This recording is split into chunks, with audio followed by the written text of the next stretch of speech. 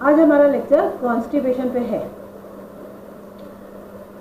ये वाला जो लेक्चर है ये मैं थोड़ा शॉर्ट इसलिए दे रही हूँ क्योंकि ये वाली सब कॉन्स्टिपेशन, डायरिया और पेप्टिक अल्सर ये तीनों आप लोगों ने एक बार पढ़ा हुआ है।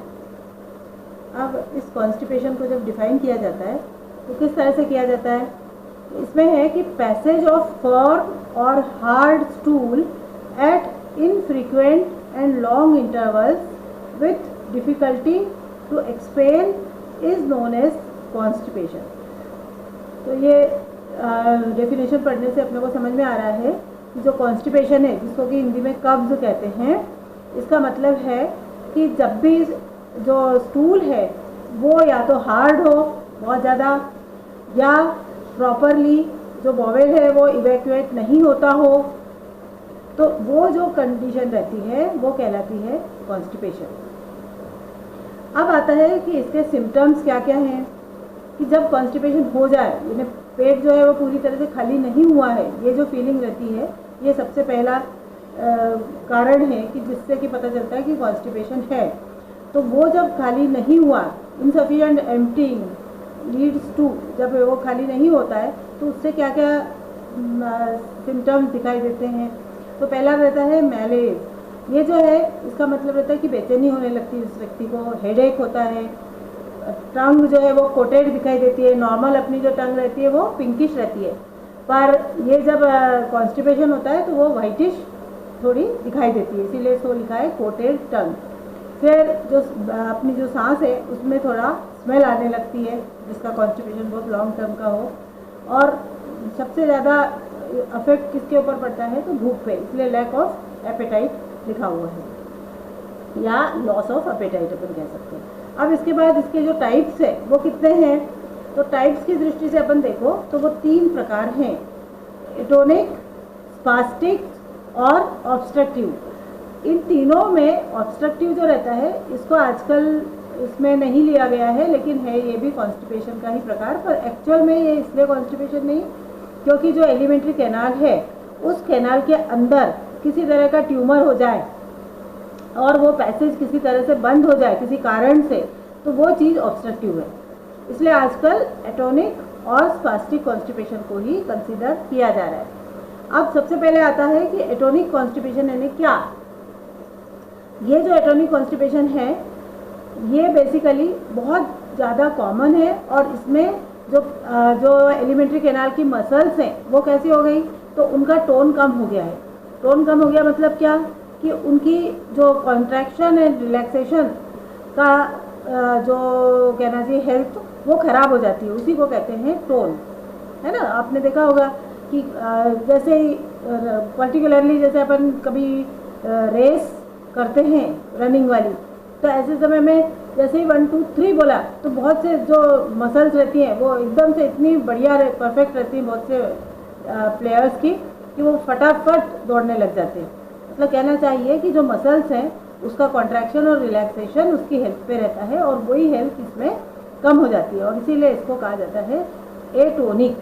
टोन इसकी कम हो गई, इसलिए एटोनिक। अब ये जो एटोनिक कॉन्स्टिपेशन है इसके जो यदि अपन पैथोलॉजी देखें, पैथोफिजियोलॉजी, तो उसमें क्या दिखता है कि मस्कुलर टोन जो है वो कम हो चुकी है, और उसी कारण से जो पेरिस्टाल्टिक मूवमेंट है, एलिमेंट्री कैनाल की जो मूवमेंट रहती है जिसको कि हिंदी में आकुंचन लहरी कहते हैं, वो कम हो गई है।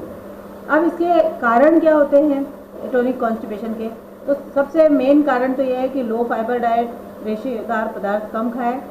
रेशेदार पदार्थ यदि भोजन में कम होंगे तो बल्क प्रोडक्शन भी नहीं होगा, और साथ ही साथ में ये जो मूवमेंट है वो भी कम हो जाएगी।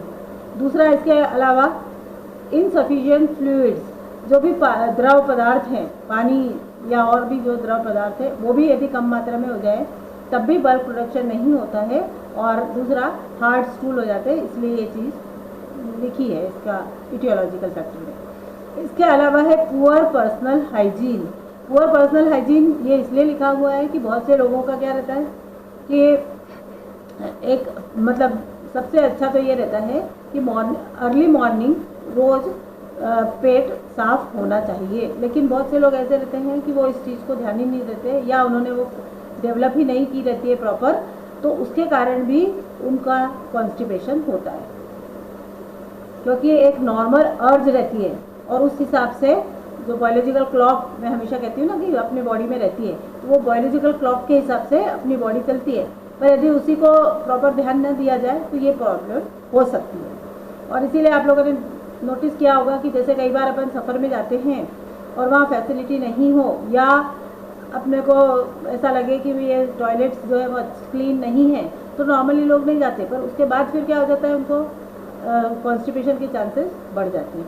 अब इसके बाद है लैक ऑफ एक्सरसाइज। यदि पर्सन बहुत ज़्यादा कहना चाहिए लेथार्जिक है, एक्सरसाइज उसकी प्रॉपर नहीं है, तो ऐसे समय में क्या हो जाता है, एक्सरसाइज मतलब नॉर्मल काम भी जो रहते हैं, रूटीन वर्क, वो भी इसमें इंक्लूडेड है। तो या जो पर्सन अलग से एक्सरसाइज करते हैं वो भी, मतलब फिजिकली एक्टिव होना बेसिकली, तो ये जब किसी का कम रहता है तो ऐसे समय में भी मसल्स क्या हो जाती हैं, वो वीक होने लगती है, उनकी हेल्थ ख़राब होने लगती है, उसकी टोन ख़राब होने लगती है, और इसीलिए ये कंडीशन भी देखी जाती है। इसके अलावा कई लोग रहते हैं जो क्रॉनिकली बीमार हैं, कोई रोग है, तो उन रोगों में भी ये कॉन्स्टिपेशन देखा जाता है, या एक्यूट रोग हो तब भी ये कॉन्स्टिपेशन हो सकता है, पर वो क्या है, थोड़े टाइम बीइंग के लिए रहता है। वैसे ही प्रेगनेंसी का भी आप लोगों को बहुत बार बता चुकी हूँ कि इससे जो फीटस है, ग्रोइंग फीटस, उसके कारण प्रेशर बढ़ता है और उस प्रेशर के कारण जो कॉन्स्टिपेशन है वो देखा जा सकता है। इसी तरह से यदि कोई पर्सन ऐसा है, खासतौर से ओल्ड पर्सनस में रहता है कि उनकी मसल वैसे भी वीक हो जाती है, तो जब मसल वीक हो चुकी है, उनकी हेल्थ अच्छी नहीं है, तो ऐसे समय में उनको कॉन्स्टिपेशन एक नॉर्मल ये रहता है, उसके उसमें नॉर्मल कहना चाहिए, नॉर्मल नहीं कहना चाहिए, है तो वो डिसीज़ ही, पर कॉन्स्टिपेशन उनको देखा जाता है, नॉर्मली देखा जाता है।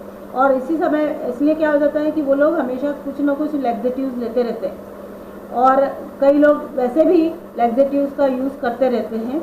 तो वो जो लैक्सेटिव्स रहते हैं, लैक्सेटिव्स का तो मतलब जानते हो आप लोग, जुलाब वाली जो गोलियाँ रहती हैं या दवाइयाँ रहती हैं वो, तो उसके कारण क्या हो जाता है कि नेचुरल जो पेरिस्टाल्टिक मूवमेंट है अपनी एलिमेंट्री कैनाल की, वो नहीं हो पाती, और उसके कारण फिर उन लोगों को कॉन्स्टिपेशन की शिकायत रहती है। अब ये जब कॉन्स्टिपेशन हो जाए तब ऐसे समय में क्या डाइट होना चाहिए, उसका जो डाइटरी प्रिंसिपल है वो क्या होना चाहिए, तो इसमें फाइबर ज़्यादा लेना चाहिए, क्योंकि अपन ने कारण में देखा ही है कि फाइबर फ्लूइड ये कम रहते हैं, इसलिए हाई फाइबर हाई फ्लूइड लेना चाहिए। वैसे ही बी कॉम्प्लेक्स भी ज़्यादा मात्रा में लेना चाहिए, क्योंकि बी कॉम्प्लेक्स भी पेरिस्टाल्टिक मूवमेंट को फास्ट करने के लिए रिस्पॉन्सिबल है। कैलोरीज भी जो है वो ज़्यादा मात्रा में तो नहीं, लेकिन एडिक्वेट अमाउंट में लेना चाहिए, उसकी जो BMI है उसको ध्यान में रखते हुए। और वैसे ही सेम जो अन्य न्यूट्रिएंट्स हैं वो भी सभी नॉर्मल अमाउंट में उसको लेते रहना चाहिए। तो ये तो हो गया इसका डाइटरी प्रिंसिपल, और इसी प्रिंसिपल के आधार पर उसका जो नॉर्मल बैलेंस डाइट है वो उसका प्लान करना चाहिए और वो उसको देना चाहिए। ये एटॉनिक कॉन्स्टिपेशन की बात की है अपन लोगों ने।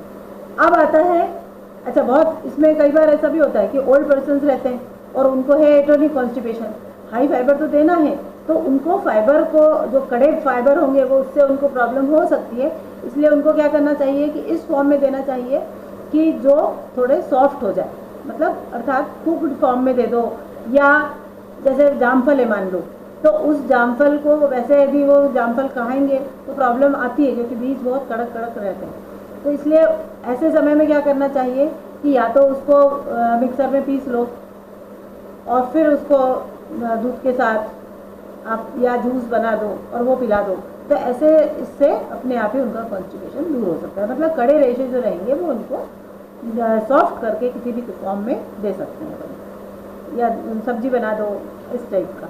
अब क्योंकि कॉन्स्टिपेशन के लिए वो फायदेमंद है हाई फाइबर। अब आता है स्पास्टिक कॉन्स्टिपेशन। ये जो स्पास्टिक कॉन्स्टिपेशन है, इसका जो मतलब है वो ये है कि जब इसमें मसल्स जो रहते हैं वो उनकी जो टोनिसिटी है वो बहुत ज़्यादा इंक्रीज हो जाती है।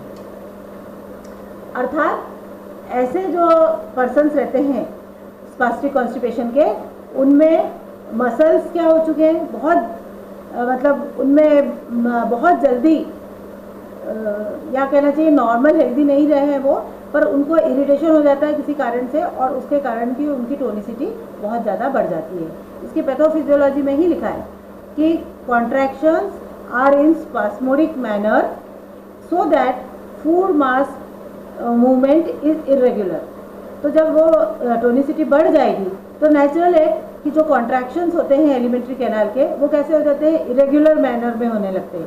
और जब वो स्पास्मोडिक है मतलब एकदम से तेजी से हुए, फिर थोड़ी देर बाद क्या इस टाइप का मतलब प्रॉपर नहीं रहा, स्पास्मोडिक मैनर में हुआ, तो उसके कारण जो भी एलिमेंट्री कैनाल में फूड मटेरियल रहता है वो क्या होता है, इरेगुलरली अनियमित रूप से उसका प्रोपोगेशन आगे की तरफ होता है। आगे की तरफ वो अलग अलग तरह से मतलब नॉर्मल रेगुलर स्पीड से नहीं बढ़ता बल्कि इरेगुलर हो जाता है।